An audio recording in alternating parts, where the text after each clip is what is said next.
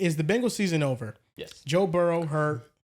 He's gonna have Is Jake Browning ass? He's not. He threw was ass he threw some yesterday. bad interceptions. Okay, he might not be bad, but right now the Bengals are 2-0. Their best start, and then Burrow gets hurt. Makes you wonder. But okay, It's so easy to be 0-2. it really could. If they were 0-2, we're talking about them getting the number 1 overall pick. They could have been 0-2 because week 1, Joe Burrow was awful. Well, the whole team was awful. Week 2, Jake Browning was giving the Jaguars the game, and they're still like, we don't want it. So even when Burrow was in, they were losing. Burrow could still come back this year. It's not over just yet. It's over. But the Bengals need to be competitive in this time frame with Jake Browning. They're 2-0 right now, so keep that in mind. These are their next 12 games. That's the minimum that Burrow's going to be out. Here we go. The Minnesota Vikings. I don't know. Is that a who's win gonna- or loss? Oh, that's next week? Yes. Oh, because they're going to have Wentz and I'm going to be honest. JJ's out. They could win. They could win that game depending on how Wentz plays, honestly. I'd take the Vikings probably. That's a Who's toss-up. home? I think we Think need the to Vikings. respect The Vikings are home. Maybe we just need to respect the Falcons, truthfully. However, coin flip. JJ's not playing. Wentz is playing. JJ put Coin flip. That JJ could put be an Atlanta. upgrade right now. Right now, it could be. It could be an upgrade. You JJ fell off. Based on what happened in week 2, it can absolutely be an upgrade. You fell off. JJ was awful. Bro, JJ This put is your guy. JJ put Atlanta in some good field position. I like JJ. Atlanta couldn't score. No. I I like can't JJ. blame the Vikings defense. But They he's were not. He's constantly played Yo, 7 bro, like- bad quarters. He's looked atrociously bad. He hasn't looked good. Atlanta couldn't score touchdowns. Like Minnesota's like, all right, JJ, you threw an interception.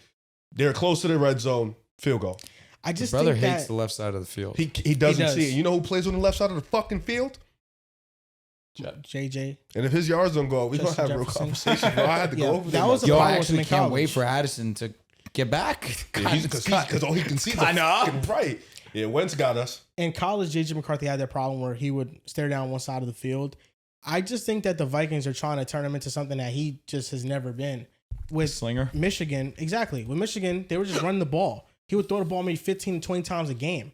You know, now the Vikings are trying to get him to drop back more got to, man. and play out of his style. He's always been a game manager. That's what he's always been. It's just tough when you're like he was always winning in Michigan and everywhere he played. So all of a sudden you're losing. You have to throw the ball. That was kind of the scary. He kind just of looks. prospect. He looks terrible, bro. Like he doesn't set his feet, man. Oh wow, doesn't set his feet. I mean, he gets rattled. He's quick to bail out the pocket. Where the fuck are you going? Like sometimes there'd be moments where it's like he feels pressure. He runs into a sack. Once again, stares at one was side of the awful. He field. was It's awful. He like- was awful. Offensive line wasn't good yesterday. No, They was need not. Darryl bad. It was not. Yeah. They need Darryl bad. Wentz I'm is not playing. making any excuses for JJ. He was terrible yesterday. I just will be fair in saying the offensive line didn't perform. It's just his struggles I thought were mostly on him, like 99% of them. Wentz, No, the though, throws, the 15 decision targets making. suggests. But Probably. Bengals versus Bengals. Vikings. You got the Bengals or Vikings? Sorry, yeah, I'll I'm gonna. probably take the Vikings, I'll but I don't take the feel good Vikings. about it. I'm gonna Just take- because their defense. I might take. Yeah, okay. I'm gonna take Minnesota. Okay, that's 2-1. Then they play the Broncos on the road. It's a no. Broncos. That's 2-2. Then they play the Lions at home. Lions. That's 2-3. Then they play the Packers on the road. Packers. Packers. That's 2-4. Then they play the Steelers at home. Steelers. It's Coin. they'll probably split. Coin but, flip. Yeah, Steelers. Okay, 3-4. Let's just give the benefit of doubt. Then they play the Jets and they're at home. That's what it should 4 be. and 4. Jets. What? 4-4. Heard me. Then they play the Chicago Bears at home. Could be a win. Could be a coin win. Yo, Chicago's terrible. Yeah. I So give basically, them the loss because we've given them the previous. as long coin as flip. they're a game under 500 or 500, they're good. Let's give them the benefit of the doubt because then they're on the road against the Steelers. we gave them the win the first time. So, I So give them this a is here. loss, 5-5. Then they play the Patriots and the Bengals are at home. It's a coin flip. Coin flip. Jake Brown is awful. He's just awful. Give me Drake, man. I just watched the Patriots go up against a comparable defense to the Bengals, and Drake May lit it up. So I think I'll go with the I think a Pats. lot of teams are going to be able to light this Bengals defense up. For sure. That's the thing. That's 5 So and Jake 6. Brown is going to have to score every I mean, time. Trevor Lawrence looked good against them, and and that's he that's didn't. hard. He looked good and didn't look good. You know what I'm saying? So it's like, Then they're on the road against the Ravens, It's an L. 5 and 7. That's an Then they're ass on the whooping. road against the Bills, how many It's an games L. is he out 5 and for? 8. Then He's not 12. 12 back, bro. then they're at home against the Ravens. L. We're talking about this Bengals team that's going to be 5 and 9 by the time that Burrow can even come back. Maybe. Can realistically come And back. at that There's never point, been he's someone getting with this shelved. bad of a turf toe that's ever come back during the same season. No, and I think the Bengals have done an awful job building around Joe Burrow. There's a lot of comparisons that are being drawn to Andrew Luck now because 2010's Andrew Luck's career, he retired very early because he got a lot of injuries behind a very bad offensive line. Joe Burrow in the 2020s, he's only been healthy for 3 of his NFL seasons, 3 of the 6. And 3 of them, they've all been cut short. Yeah. In 2020, his rookie year, then in 2023, and now in 2025. He's only been healthy going into a season one time in his NFL career. That's crazy. Really, 2 if you want to count going into his rookie season. That's the only time he's been healthy. The Bengals' offensive line, pass blocking wise, since 2020, they've ranked 29th, 30th, 27th, 32nd, and 28th. And ESPN made this comparison with Andrew Luck that throughout the career, Andrew Luck had a 21% contact percentage. He took 174 sacks and had a 28% pressure percentage. Joe Burrow has a 20% contact percentage. He's taken 201 sacks, almost 30 more than Luck, and he has a 27% pressure percentage. Joe Burrow has gotten beaten up. The Bengals' offensive line has remained terrible. Their big addition this offseason was Dalton Risner, who was on the street for the entirety of free agency, and then a 4th-round rookie in Dylan Fairchild. And I get all the takes of people to a degree saying, yeah, that's why he should have taken Penei Sewell over Jamar Chase. They've had so much time to build this offensive line, and it hasn't gotten any better. They had a draft where they drafted Jackson Carman over Sam Cosmi and Creed Humphrey. They've went defense in every draft in the first round after taking Jamar Chase.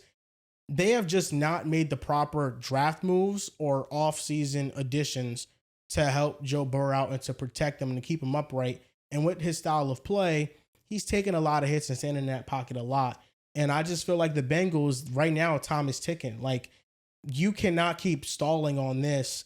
And I kind of fear for Joe Burrow that his career might just be cut short due to all the injuries that are starting to pile up on him, because it's a lot, man. It's 2 knee injuries now. It's a toe injury. It was a wrist injury. He's been beaten up a lot, and he's about to be 30. He's not a young quarterback anymore. It's a shame because his 3 major injuries are all kind of freak injuries, right? Like the torn ACL, the wrist, which was non-contact, and this turf toe, which, like, we've seen a million quarterbacks go down like this. I can't remember someone having a grade 3 turf toe injury on what looked like a relatively normal sack. You know, it's not like he got lit up crazy. You know, he got sacked. He got hit, obviously.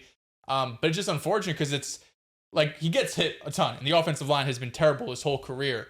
But he almost always bounces back, right? Like, it's not often Joe Burrow leaves or gets seriously injured because he takes a big hit or there's just a game where he gets hit 15 times. It's kind of been these freak injuries. And, you know, part of that can be when you have so much wear and tear on your body, those freak injuries are more likely to happen because whatever, your toe, your knee, your wrist could be compromised because it's taking such a beating. But for a majority of these injuries, it's like, shit, even if you had a great offensive line, what's stopping that weird wrist injury from happening? What's stopping the weird toe injury from happening, right? So this isn't me defending the Bengals by any means, so don't get it twisted. The Bengals have done about as poor of a job as you can imagine when you have a franchise locked and loaded top 5 quarterback. I mean, credit, you got him Jamar Chase and T. Higgins. What else? Like, the defense has been ass for 3 years now. The offensive line has always been ass. I don't think any of us have ever been in love with Zach Taylor. So outside of getting, again, the best wide receiver doing football, which hats off to you, you haven't done much to really uplift this franchise quarterback. Shit was easy, by the way. It's what? Couldn't miss on Jamar Chase. You couldn't miss on Jamar. No, and T. Higgins was a 2nd-round pick that they took in the same draft. Falcons took Kyle Pitts. Falcons did take Kyle Pitts coming out. Was supposed to be a superstar. All-time talent. But it's tough because, you know, Joe Burrow, he was your MVP pick. He was your dark horse. Maybe I thought he was going to, everyone thought he was going to be a great year. It's Joe Burrow. So it just sucks because this is a guy that was able to last season lift his team to 9 wins when no one else was really helping him outside of their receivers. And it does feel like a bit of an Andrew Luck thing where his prime feels like it's almost getting wasted, right? He's about to turn 30. You have had 3 season-ending injuries, some earlier than others. But it's going to be another year going into next season where rehabbing from injury, going to training camp, rehabbing from injury. And it's basically what we've heard from Joe Burrow every single year outside of this year. That's why I think there were some higher expectations on Cincy, because this is the first year, he said it again and again, where Burrow's healthy and he has a full training camp and he played in the preseason. They looked amazing in the preseason. just for all of it to fall apart in week 2. Jake Browning, you know, give him credit. Like when he's played, he's put up some decent numbers, and I think he's a few games under 500. So, you know, it's not, you don't have Tim Boyle out there, right? You don't have a terrible backup quarterback, but you're losing Joe Burrow. So you have no chance of doing anything this year.